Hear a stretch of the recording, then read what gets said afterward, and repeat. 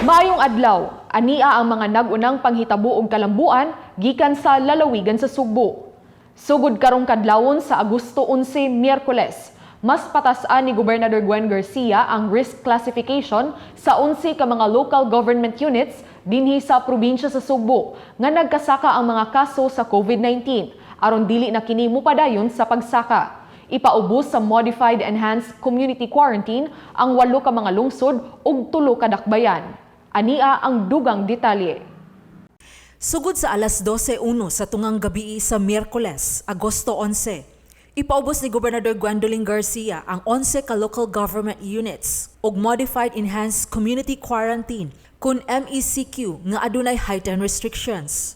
Kini aron mas mapugnan pa ang pagkatap sa mga kaso sa COVID-19 sa maong LGUs nga naglangkob og 8 ka mga lungsod ug 3 ka mga dakbayan ubos sa lalawigan sa Sugbo. Kini mao ang mga lungsod sa Sambuan, Sibunga, Argao, Cordova, Oslob, Liloan, Consolacion ug Minglanilla ug ang mga dakbayan sa Talisay, Carcar ug Naga. Gipatawag ni Gobernador Gwendolyn Garcia og virtual meeting ang mga mayor sa maong mga lungsod ug syudad ug nakita usab nga misaka ang mga kaso sa COVID-19.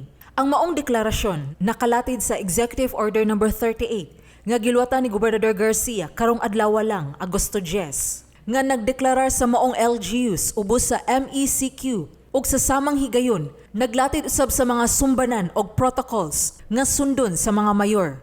We did a data analysis sa inyong mga active cases and came up with an incidence per 10,000 nga ratio. Nahimo lang ning heightened restrictions because we went beyond by insisting on purely open air public transport and the use of air purifiers with HEPA filters.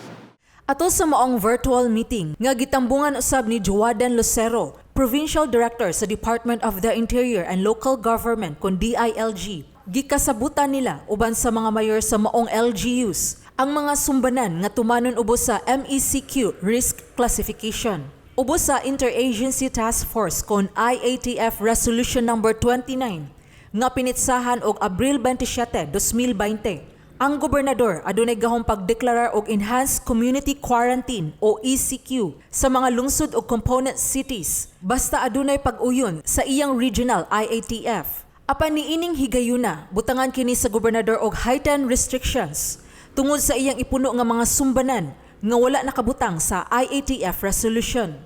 Nagpadayon usab ang regular og random nga checkpoints nga gihimo sa kapulisan og border controls diha sa mga pantalan sa Sugbo alang sa mga musud nga mga sakyanan o trabahante gikan sa probinsya sa Negros Oriental paingon sa Sugbo. Apil sa maong deklarasyon, mao nga pangayuan na og RT-PCR test nga negative result ang mga pasahero nga gikan sa Negros Islands nga gi-issue sud sa 72 ka oras o di ba kaha rapid antigen test nga gi-issue sud sa 48 ka oras. Gikinahanglan sa magsulob og personal air purifier ang mga trabahante sa mga establishmento nga gitugutang mangabli ubos sa MECQ. Ang mga trabahante nga regular nga magbiyahe ngadto sa mga syudad nga gawas sa lalawigan, mga empleyado sa gobyerno ug mga trabahante nga mga tubang ug mga tawo. Gipaubsan usab ni Garcia ang oras sa curfew ngadto na sa alas 10 sa gabii hangtod sa alas 5 sa kadlawon sa sunod nga adlaw. Ang mga mayor nga nitambong sa Zoom meeting uyon sa rekomendasyon sa gobernador aron mapahugtan ang paglihok sa mga tawo ug mapaubsan ang gidaghanon sa mga kaso sa COVID-19 sa ilang mga lugar.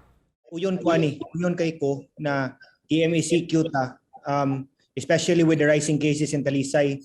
We have 300 plus active cases now and it's a difficult situation that we are in. Ang ako ra gyud gov is kanang hatagi lami klaro na kay karon manggod lahi kayo ang MECQ last year sa MECQ karon.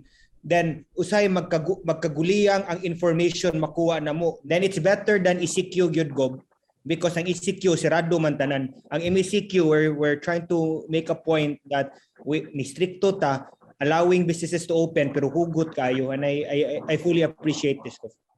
Ubos sa MECQ status, temporaryo una nga mahunong ang outdoor activities sa turismo sama sa whale shark watching sa Oslob. Limitado na lang hangtod sa 10% ang gidaghanon sa tugutan nga musimba ug hangtod sa 50% lang ang tugutan nga mag-outside dining o alfresco. Hinuon tugutan nga makagawas ang mga nag-edad og 15 anyos ug pataas. Apan kini kung sila nagtrabaho, nagpalit sa ilang mga panginahanglanon o alang sa medical nga katuyuan. Nipasalig si Garcia sa mga mayor nga mohatag og ayuda ang kagamhanan sa lalawigan sa Sugbo alang sa mga trabahante nga maapektuhan ang panginabuhian. Sheila Gravinez, Balita sa Sugbo. Mao kadto ang 11 kalambuan gikan sa kagamhanan sa lalawigan sa Sugbo. Alang sa dugang kasayuran, i-follow ang Sugbo News Facebook page ug subscribe sa Sugbo News YouTube channel. Ako si Paula Mendoza. Daghang salamat.